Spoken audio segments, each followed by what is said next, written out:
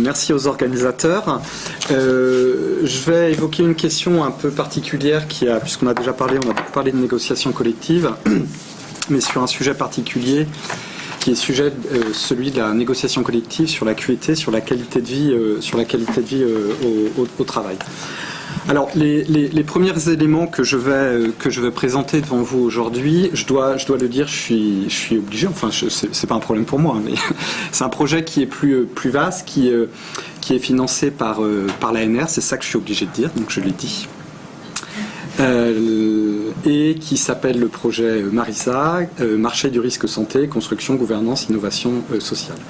Donc c'est un projet pluridisciplinaire qui est assez vaste, qui vise à appréhender les évolutions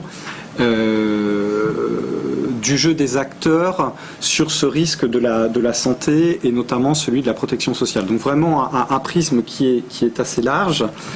Mais dans le cadre de ce projet qui est vaste, il y a un des axes qui vise sur ce sujet-là, précisément le risque santé, la protection sociale, etc., à appréhender des acteurs particuliers que sont les entreprises et puis les partenaires sociaux et de voir comment la négociation collective quelle est la négociation collective, comment elle est organisée et sur quoi elle porte, quels en sont les contenus. Et donc vous voyez, je décline mon propos et c'est dans cet axe-là que prend place donc les réflexions que je vais vous présenter aujourd'hui sur la négociation collective en matière de qualité de vie au travail.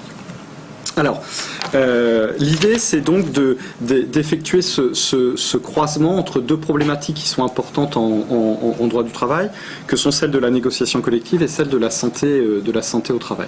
Alors, la négociation collective en France est une source de droit très très importante qui renvoie aux sources professionnelles, aux normes négociées, etc., ce qu'on appelle les conventions et les accords collectifs de travail, dont le Code du travail nous donne une définition précise que vous avez sur la diapo. Et puis, renvoie également à une source de travail qui est active. Je vous ai donné le dernier chiffre que l'on connaît, qui est le nombre d'accords d'entreprises négociés en France sur l'année 2016. On a un peu plus de 40 000 accords qui ont été négociés dans les entreprises françaises en 2016. Donc c'est quelque chose qui montre, on va dire, le dynamisme et l'activité de cette négociation collective.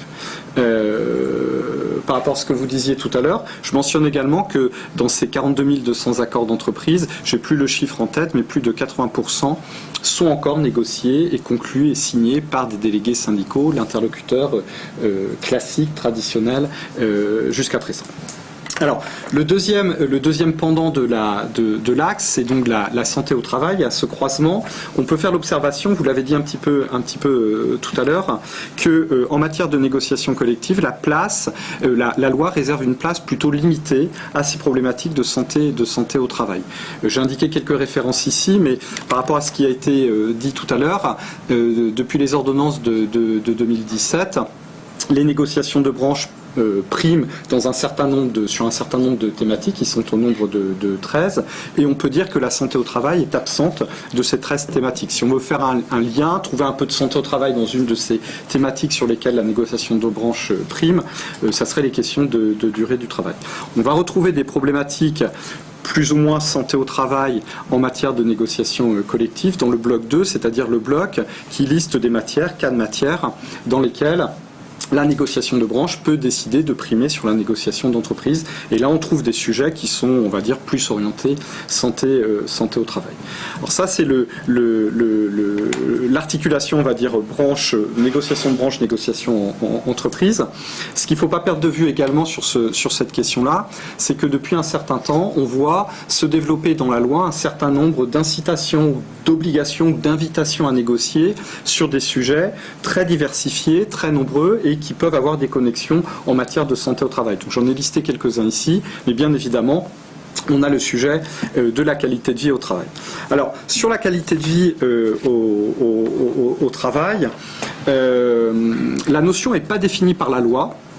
on a une définition qui est assez large, vous le voyez, qui résulte d'un accord national interprofessionnel de 2013, qui est une source négociée au niveau interprofessionnel, comme son nom l'indique, qui a tenté une définition de la qualité de vie au travail. Et généralement, c'est cette définition-là qui est reprise lorsqu'il y a des négociations qui sont menées. Alors on le voit, cette notion de qualité de vie au travail, elle se veut ambitieuse, parce qu'elle ambitionne précisément d'appréhender à la fois l'organisation du travail et puis la place de l'individu dans l'entreprise, au travail, c'est-à-dire qu'elle ambitionne cumulativement d'appréhender à la fois des questions collectives et des questions individuelles. Ce qui fait que cette notion de qualité de vie au travail, en soi, par définition, par nature, elle est vraiment au carrefour, au croisement d'un certain nombre de problématiques qui peuvent apparaître, on va dire, ambivalentes ou contradictoires, et que j'ai essayé de lister ici. Vous voyez, entre le salarié et l'entreprise, les conditions d'emploi, la performance économique, l'individuel collectif, je l'ai dit, la vie personnelle et la vie professionnelle, les questions de santé et d'organisation du travail. Voilà, la qualité de vie au travail, elle ambitionne en soi d'appréhender et de traiter de tout cela. Alors sur le cadre juridique de la qualité de vie au travail, ce cadre juridique, il a évolué. On va dire qu'on est passé de l'incitation à l'obligation en la matière. Alors trois étapes fondamentales, je brosse le tableau à gros traits ici. L'accord national interprofessionnel de 2013, qui a ouvert pour la première fois la possibilité la conclusion d'accords expérimentaux sur cette notion de qualité de vie au travail. On a eu ensuite la loi de mars 2014 qui a, plus précisément ouvert la possibilité également d'accords expérimentaux au niveau de l'entreprise, en regroupant un certain nombre de sujets sur lesquels il existait déjà des obligations de négocier. Et c'est dans cette filiation-là que la loi Rebsamen d'août de 2015 a inscrit explicitement dans la loi la notion de qualité de vie au travail, comme étant un des trois thèmes sur lesquels les négociations obligatoires d'entreprise doivent porter. Et donc le troisième thème, qui correspond à un regroupement de thèmes qui existaient auparavant, c'est l'égalité professionnelle et la qualité de vie au travail, dans lequel sont inclus un certain nombre de sous-thèmes dont vous avez la liste sous les yeux. Alors, le champ de l'étude qui est en cours vise précisément, puisque maintenant on a un certain nombre, vous l'avez compris, d'accords en matière de qualité de vie au travail, c'est de faire une analyse juridique de ces accords de qualité de vie au travail. J'allais dire, c'est assez simple et c'est assez compliqué. C'est assez simple puisque depuis le 1er septembre 2017, tous les accords collectifs qui sont conclus doivent être déposés sur une base de données, qui est la base Légifrance qui existait auparavant, mais on a un accès facilité à tous les accords collectifs qui sont conclus avec un certain nombre de rubriques. Alors, c'est pas si simple que ça parce que la base de données est très malaisée dans son utilisation. Il y a des choses qui sont cachées, il y a des choses qu'il faut aller trouver, il y a des choses qu'on ne trouve pas. Bref, au-delà de ça, je suis juriste, je suis pas un féru de statistiques. J'ai trouvé quand même un certain nombre d'accords. Du 1er septembre 2017 à mi-septembre 2018, je suis allé voir la semaine dernière, à mi-octobre 2018, il y avait 2-3 accords de plus. On a pu recenser 200 accords collectifs. C'est beaucoup, c'est vraiment beaucoup. Je ne les ai pas encore tous lus. J'ai pris connaissance d'une centaine pour présenter les premiers résultats. Si on prend sans accord, c'est plus facile, ça ne vous aura pas échappé pour faire des pourcentages, bien évidemment. Alors, les résultats, ce sont ceux-là. On peut, je pense, proposer une catégorisation des accords d'entreprise conclus en matière de QVT. Alors depuis ce matin, la question du vieux vin, du bon vin, du vin nouveau nous occupe. Je dirais qu'ici, il n'y a pas grand-chose de nouveau. On a plutôt du vin ancien, mais c'est souvent les meilleurs. Dans des nouvelles bouteilles. Alors, la catégorisation de ce corpus d'une centaine d'accords aboutit à une classification possible avec, en partant d'accords basiques vers des accords santé au travail. Et vous avez compris que mon curseur, il est qualitatif. C'est de porter un examen sur ce qu'il y a dans ces accords pour voir quels sont les accords les plus performants. C'est pour ça que je vais être d'accords basiques à des accords plus performants santé au travail. Vous avez observé que la grande majorité des accords sont dans la première catégorie des accords basiques ou des accords organisationnels, c'est-à-dire qu'on a là des négociations collectives qui aboutissent à des choses qui ont leur intérêt, mais en matière d'innovation sociale, on reste sur sa fin, il n'y a pas grand-chose. D'accord ? On a ensuite des accords innovants, j'en dirai quelques mots, et puis quelques accords santé-travail. Alors les accords basiques, je vous ai mis quelques exemples là en vert de dispositions que l'on a dans un certain nombre d'accords que j'appelle basiques. Comme son nom l'indique, ce sont des accords à minima, des accords déclaratifs qui vont rappeler le contenu de la loi, qui peuvent rappeler aussi des dispositions conventionnelles préexistantes dans d'autres champs, qui vont rappeler l'intérêt de pratiques déjà en cours.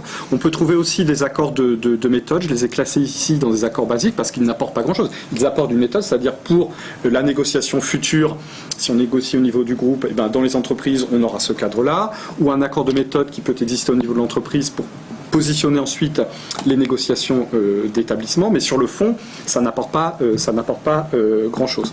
On a aussi, je l'ai dit tout à l'heure, la QVT, elle est dans la loi, comme étant ce troisième thème de négociation, égalité professionnelle homme-femme et QVT. Donc vous avez des accords collectifs qui sont sur l'égalité professionnelle et QVT, mais qui n'ont aucune disposition en matière de qualité de vie au travail. Alors ils présentent un intérêt réel en matière d'égalité professionnelle homme-femme, mais ce n'est pas notre prisme d'analyse ici, donc c'est pour ça qu'on les a classés ici. Donc je pense que vous avez pris connaissance de ces accords. Il y en a un, je ne sais plus lequel, qui est un accord QVT et qui rappelle l'intérêt de respecter la loi. Moi, je suis juriste, on s'en serait douté. Vous avez ensuite des accords que j'appelle organisationnels. Alors, c'est des accords qui correspondent aux exigences de la loi, mais qui sont beaucoup plus complets en matière de QVT. C'est-à-dire qu'ils sont vraiment dans le sillage de la loi en saisissant des thèmes qui sont proposés dans la loi pour négocier, mais c'est fait. Et puis, on va négocier vraiment de manière complète, totale, sur l'ensemble des thèmes. Et des accords organisationnels, parce qu'on voit que ces accords-là, ce sont vraiment des accords organisation du travail. Je vois que la fiche de 5 minutes se prépare.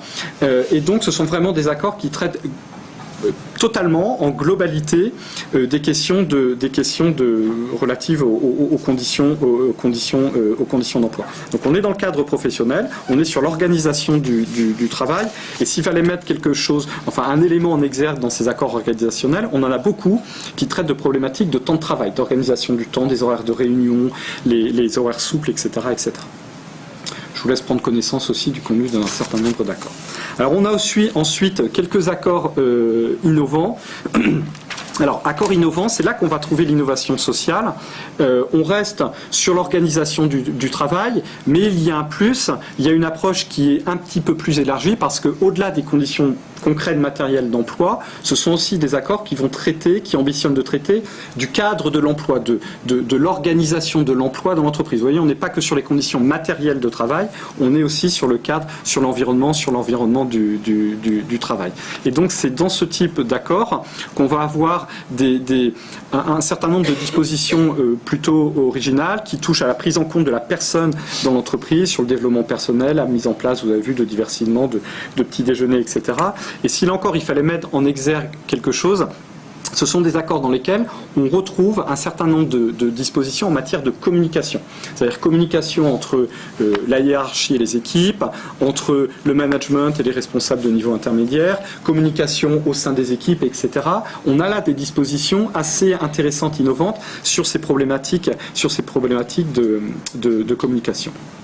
Et puis, dans cette approche progressive, si vous voulez, on a dans cette classification 8 accords santé au travail entre guillemets. L'idée ici, c'est que dans ces accords collectifs qui ne sont pas très nombreux, vous le voyez, seulement 8 sur 100, une petite dizaine, l'idée, c'est que les partenaires sociaux, les interlocuteurs sociaux dans l'entreprise se sont saisis de la problématique de la qualité de vie au travail pour mener une réflexion beaucoup plus globale et ouvrir une négociation plus sur la santé au travail. Donc, il y a bien évidemment des sujets d'organisation du travail, cadre de l'emploi, mais on essaye de dépasser aussi ce cadre-là et d'avoir des négociations qui portent aussi sur des problématiques santé au travail.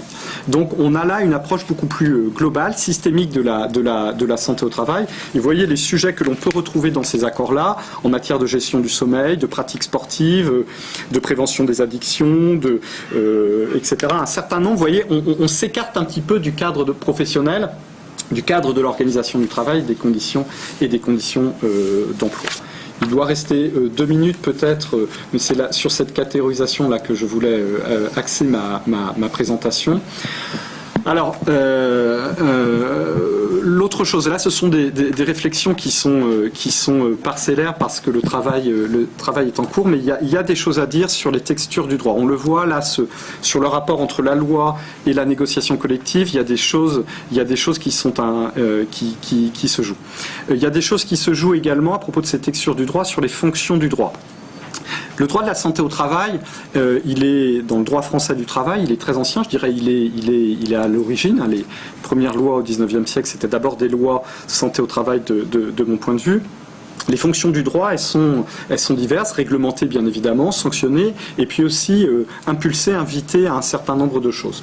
Il y a une tendance là qui se joue, qui se présente dans la construction, dans la réglementation de ce droit de la santé au travail, c'est que le rôle d'impulsion de la loi notamment me semble renforcé. On l'a vu avec les négociations sur la QVT. Donc c'est l'idée que ça peut permettre, ce qui a déjà été dit depuis ce matin, d'amener à des organisations du travail beaucoup plus innovantes et beaucoup plus originales. Ça, c'est le point positif. Mais il y a aussi un passage de la loi à la négociation collective, à la norme conventionnelle, à la norme d'entreprise qui est plutôt négatif parce qu'il aboutit, de mon point de vue, à une atomisation de ces normes de santé au travail, c'est-à-dire à une diversification très forte de la réglementation en matière de santé au travail. C'est-à-dire qu'on va avoir des réglementations complètement différentes, et sur ces questions de qualité de vie au travail, on a des choses vraiment très très différentes qui se jouent, et l'innovation, elle est plutôt, je dirais, vous l'avez vu dans mes statistiques, elle est plutôt minoritaire. C'est la dernière diapo. Il y a aussi, alors je ne sais pas quelle est si c'est le point de départ ou la conséquence de ce que je viens de dire, mais c'est quelque chose que j'observe depuis un certain temps. Sur ces questions de santé au travail, il y a une évolution qui se joue, et ces négociations sur la qualité de vie au travail, ce cadre juridique de la qualité de vie au travail, tel que posé aujourd'hui par la loi, il dit aussi quelque chose sur l'évolution de ce droit de la santé au travail qui me semble avoir évolué d'une logique de sécurité, de prévention, une logique de santé. Alors c'est quelque chose qui est beaucoup plus complexe parce que ce ne sont pas des étapes figées, ce sont plus des strates qui se superposent. Le droit de la santé au travail reste un droit très très fortement réglementé sur l'organisation matérielle des conditions de travail, ça demeure. On a aussi qui se superpose une logique de prévention, d'anticipation des risques dans l'entreprise. Et puis il y a un troisième niveau, une troisième strate, et ces négociations sur la qualité de vie au travail, certaines du moins, illustrent aussi cette troisième strate d'évolution de ce droit de la santé au travail vers une logique plus de santé et de prise en compte de la place de la personne dans l'entreprise. C'est l'idée que le travailleur, lorsqu'il franchit les portes de l'entreprise, il ne perd pas ses attributs de personne, et donc derrière, il y a une logique de santé. Pas besoin de la dernière diapo, j'ai terminé. Merci.